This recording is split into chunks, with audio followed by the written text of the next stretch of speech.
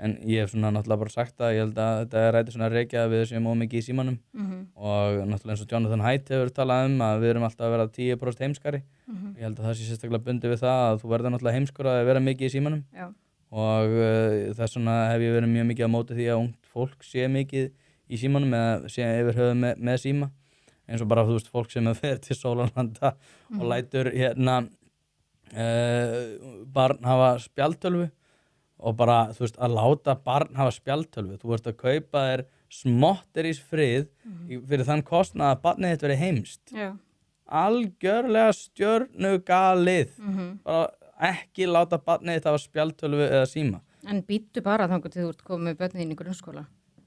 Hvað þá? Þá fara allir að vera, það allir með síma nema ég, það allir með síma og það allir já, það bara allir heimskar en þú. Já, ég alveg sammálaður, sko. Já. Ég alveg 100% sammálaður.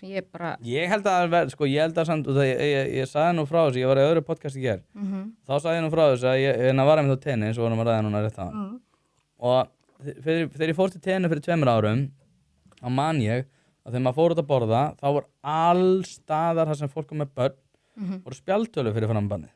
Alveg bara ótrúlega algengt. Við erum að tala það bara, það voru mjög margir. Það eru ekki svona 60% þegar ég sá þetta borða, voru með spjaldtölu fyrir fram bannið sitt.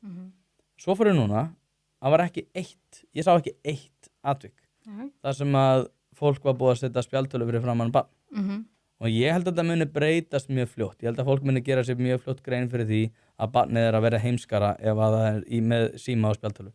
Þannig að ég held að þetta verða bara svona eins og sígarettunar. Ég meina að krakkar voru með sígarettur niður í 12-13 ára og það þótti ekki tiltökum mál og maður reykti með barnið inn í bílnum og þetta. Ég held að muni breytast ótrúlega ört á næstu örfáum árum. Vonandi.